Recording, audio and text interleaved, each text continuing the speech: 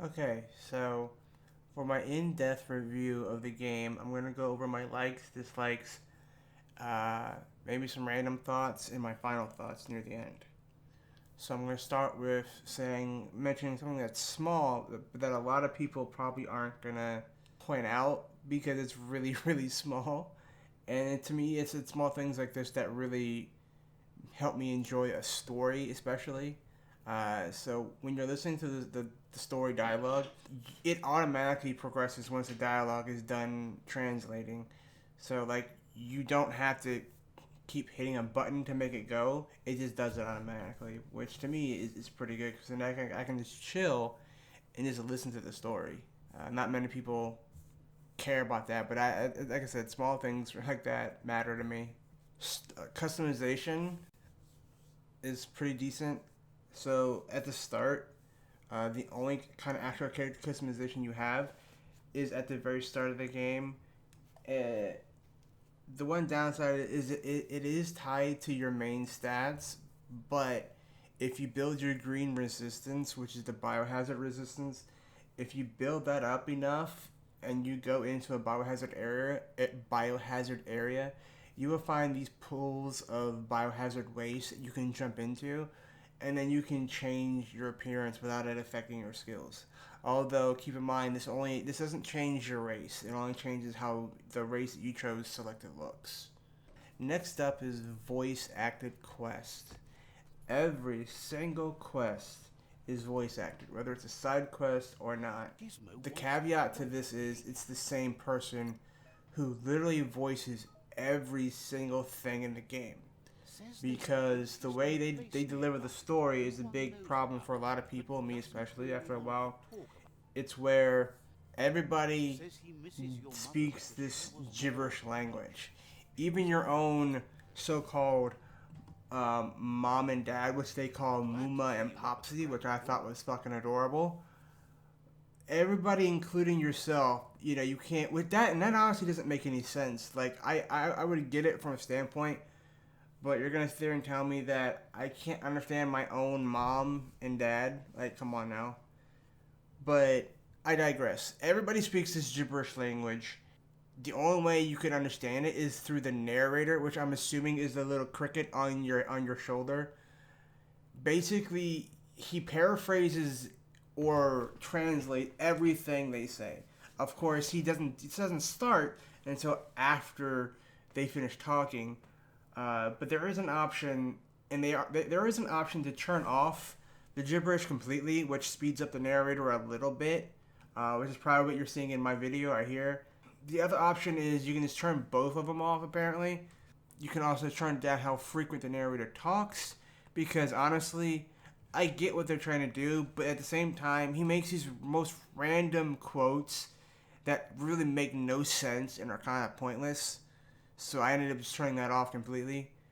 They did say they realized that this was a big problem for a lot of people, and they mentioned that there was going to be a patch later on that deals with this or addresses this in some way or shape or form. So it also runs into this issue where since the conversations are really drawn out because of this process, it becomes boring and uninteresting halfway through. So you end up just spacebarring through the majority of the dialogue.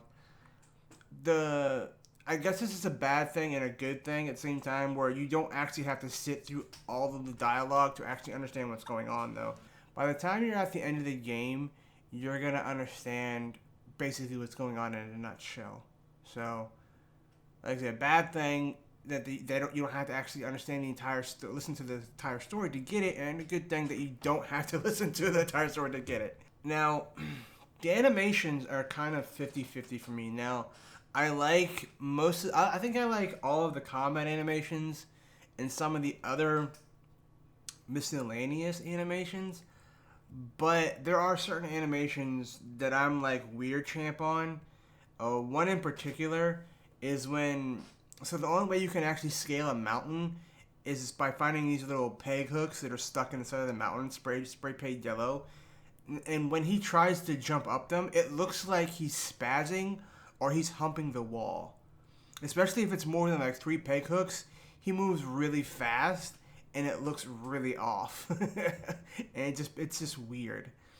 I will say that I really like the humor in the game. There's a lot of hidden humor and subtle humor that a lot of people probably aren't going to pick up on. It's again, it's small things like literally taking a piss on every flag post, which are the waypoints and fast travel points that you unlock. You walk up to one and you literally mark your territory on it, which I found hilarious because I have dirty humor. So there's some dialogue. There's also some bits of dialogue that I didn't skip over that were actually pretty comical to me personally.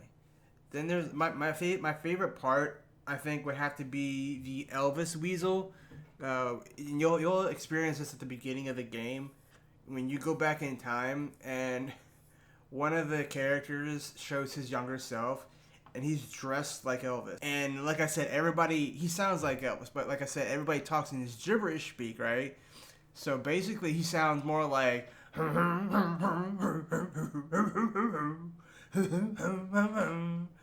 do that in an Elvis tone, and it killed me. My stomach was hurting laughing for like 5 minutes after that point. It was great. I loved it. What the fuck? Asks if you were tired, as it's a bit of a hike here from the village. He wonders if your member knows you are here. I mean, if they were doing that kind of voice acting, I could have done that shit. I could use the money.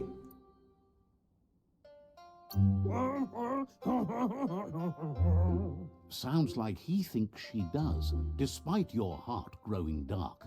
There's nothing as powerful as a Mooma's love. She sounds like fucking Elvis. He understands why you came all the way out here, to see them, He looks the like potato Elvis. people. The potato people, or Nono, are a wonder, somehow interlinked with this little tree here. You might be right.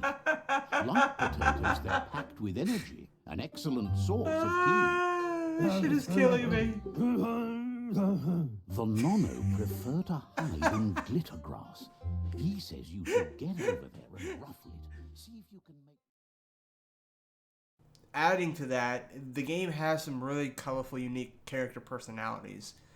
Some of them I actually grew an attachment with, and it was pretty good. It was pretty. They were all. Every single character had its own unique personality, and I kind of enjoyed that.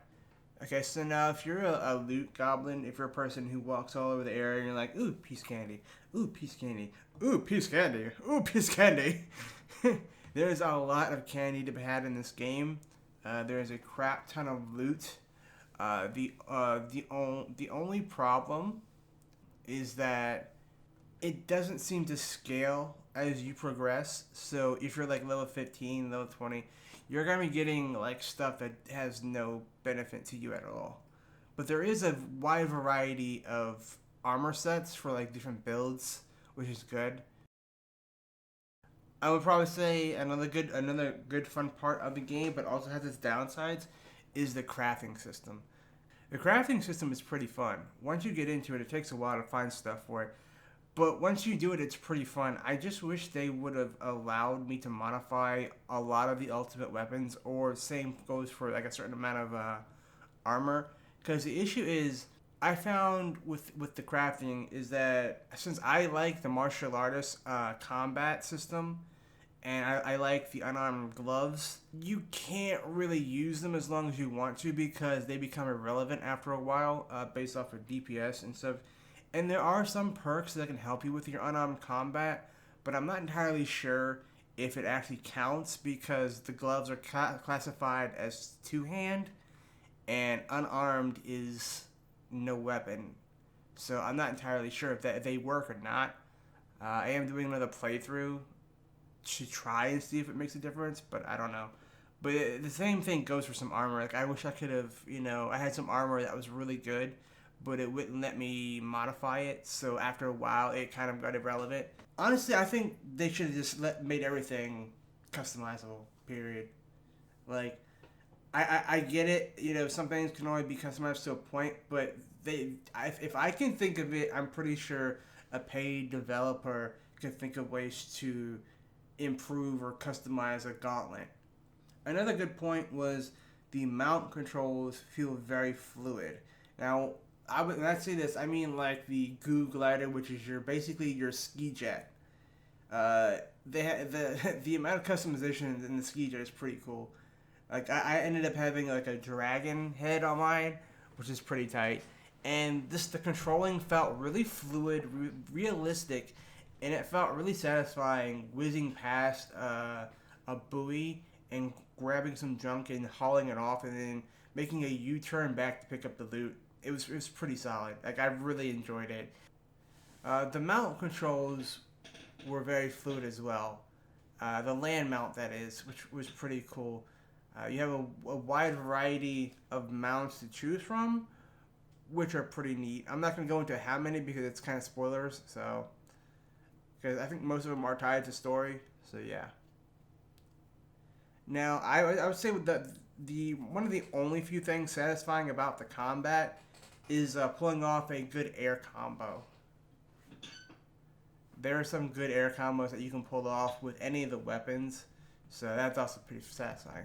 Okay, moving on to the dislikes. So, if you don't like games like Final Fantasy 14 or other games where like there's like a shit ton of conversation to go through, like there's a lot of text, you're not gonna like that aspect of it because there is a lot of conversation in this game, and the way they deliver it makes it even more long-winded. So you end up just spacebarring through the majority of it because a lot of it is uninteresting, at least to me personally. At the beginning, I thought the amount of class choices were pretty cool, and I was so hung up on what class to start with because I wanted to, I thought it would play a really big impact on my gameplay. When at the end of the game, I realized it really played little to no part in my overall character progression aside because each class has like 5 perks, which you can have if you go straight for them. You could have them probably by like level 15, probably. And I think the max level is 30. I'm not entirely sure, but if you do a lot of side shit or there are things that you can do to get upgrade points. If you do them, like I said, you can max out your basic class perks pretty quickly. And it just doesn't feel as good, It just makes it feel like, oh, okay. So class doesn't. It just makes it feel like class doesn't really matter, because the perks that they offer aren't really that impactful overall. I felt like they could have done more with the class system. They could have expanded it more, but that's just me.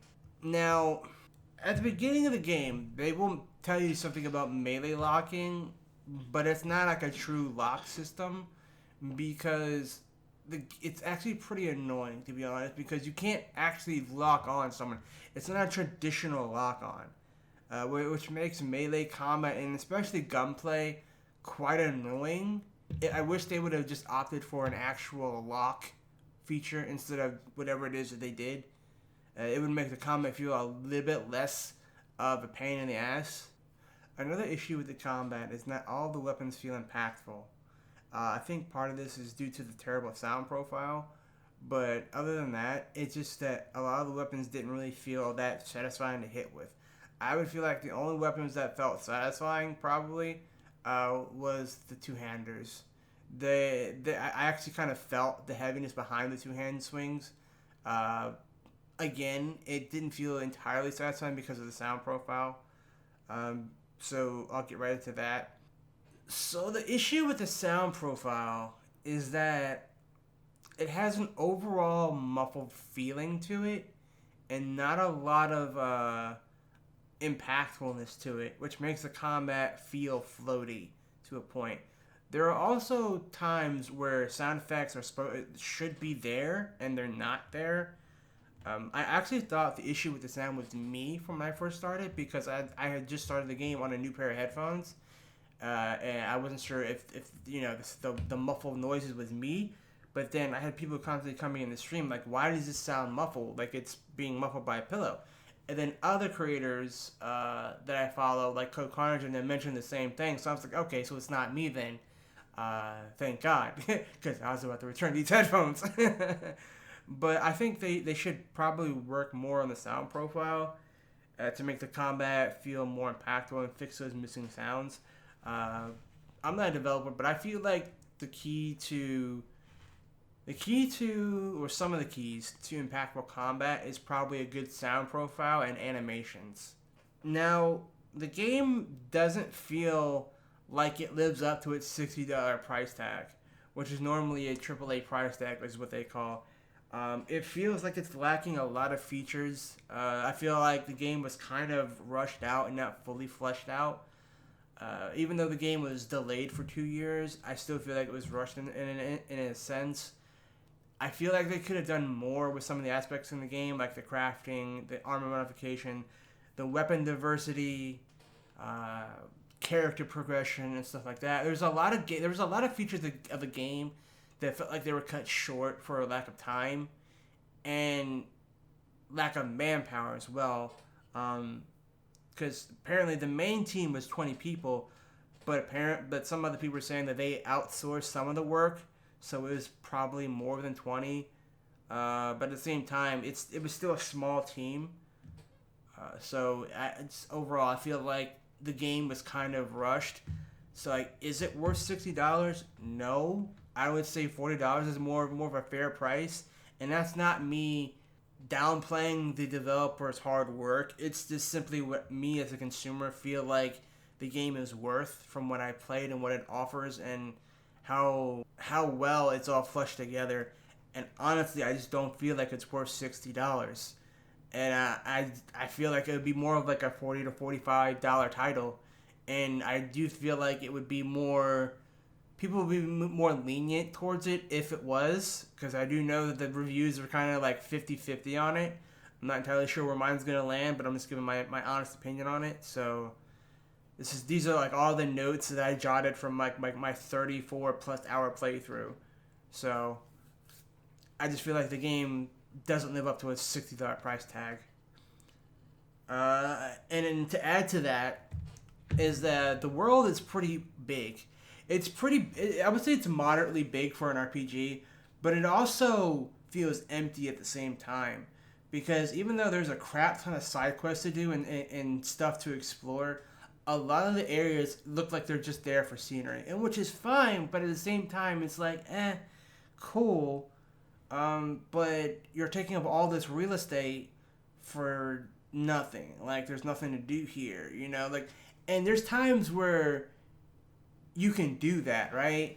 There's times where, like, I just feel like there should be enemies in some of these areas where it's just nothing. Like, they make it this elaborate hoax to get to, and then it's just nothing. There's nothing there. There's no puzzles. There's no hidden loot. There's no boss. Nothing. It's just, hey, here's a random spot that we hid away from the game. We made it difficult to get into or story locked it for nothing. And that kind of is like, ultimately I feel like you can be done with the character by level 15, because the way the way the character progression works. So you have you've got basic abilities, right? Basic mage abilities, and then you got psionic powers, which touch into your aura system. I'm going to touch into the aura system later. Basic abilities, and that's it. Those are the only things that really go towards in terms of abilities. Other than that, you can either get those two things, or you can increase your resistances. 4 of the 5 resistances you have. You can only do this as many times as you find a biocanister or bio unit, or whatever it's called. And ultimately, unless you're doing an actual full-on mage build, there's no point in investing in the abilities, because a lot of them look useful and they look pretty, but in practice, you don't really find many applications for them. And like I said, unless you're doing an actual mage build, they're going to be piss poor weak. So you're wasting your points for nothing. Another thing that I disliked was the boss fights were very disappointing. Every single World Eater fight that I ran into looked cool in theory and on paper, but in practice, the mechanics held little to no bearing on the difficulty of the fight. So, like, I don't want to go into it because it's spoilers, but it just ultimately, I felt like every single one of those fights looked cool, but it didn't feel like they really made a difference. Like, it just felt more like an annoying hindrance because they weren't working half the time, from my experience. So that was a really big disappointment. It was too easy, and now granted I was playing on medium, but I talked to someone who beat the game on hard, and they said the only difference was that the mobs became more spongier. Now, being more spongier might make it more difficult, but I don't think it'll make the mechanics that any more interesting. Okay, so now let's talk about the ore system, right? The game has this Paragon system, which is basically called, dark and light. Your choices in the game apparently, and I'm using bunny ears when I say this, apparently affect your choices in the game and your dialogue choices. And it also affects what kind of psionic powers you can get. And ultimately, it really didn't feel like it mattered until the end. The only thing, without spoiling it, the only thing the Paragon system aligns to is it affects your end game choices. It affects your ending. There you go. It affects your ending. Because unless you're running a mage class, your skills are, like I said, they're going to be fucking weak as shit. So there's no point in even putting psionic powers in them. Like, I'm dead serious when I say, like, the mage powers are useless if you don't go full on into the abilities, into, like, intellect and stuff like that. Because you're going to be able to increase your stats each level by 10, and unless you put more, unless you focus onto intellect, the abilities are ultimately, they were useless. The psionic powers were useless, because I ran a melee build, right? I ran a Saboteur melee build, melee crit strike build, and I got a few skills. And the only usefulness I found for them was Blaze, and that was to get around quickly. Other than that, they were all piss poor weak. It was a really big disappointment. Because I was excited, because when I read the review thing, it said, oh, there's an aura system, which affects how you play the game. And I was like, oh, cool. And then I get to it, and it's like, okay, it's not really as good as they made it sound. So the last dislike I had on the game is the overall story. It's kind of unoriginal, but at the same time, it's an interesting take on an overdone trope, which is the post-world apocalyptica. But at the same time, even as interesting as a twist of it is, the way they deliver the story once again kind of hurts them in that aspect. Because if you can't feel connected to the story or feel the impactfulness of it, it's hard to be invested in the story and actually get into it, because the way, like I said, the way they deliver it through the narrator, it feels disconnected and disjointing. So until they get that fixed, I feel like the story isn't really worth investing into, and I feel bad for saying that because it's basically me telling some story writer like, hey, you suck. Like, anything I say in any review is not me intentionally. I'm not Angry Joe or Young Yeah or anybody out there who's like physically trying to hurt a game like Alex from Angry Joe. I'm not out there physically trying to insult the company. I don't wish any ill will in any of these companies unless I literally say, but even then, that's not very professional at all. So I try to be as professional as I can, offering my own opinion, personal opinion, being as nice but direct as possible. Because I believe there's no point in kissing someone's ass, because if all you do is tell someone the good things about what they're doing, then they're never going to learn about the bad things, and then they're never going to be able to grow. That's why I don't gaslight companies, because I feel like it's a harm. Telling companies what they want to hear at the same time, like, yes, this is a review copy. Yes, hashtag ad. Yes, I got this for free. But that doesn't mean that I'm gonna lie. I made that very clear. I make that very clear in any review code I ask for. Like, I am not going to lie. I'm going to tell my own opinion, honest, overall, non-biased opinion, and that's pretty much my overall thoughts on the game.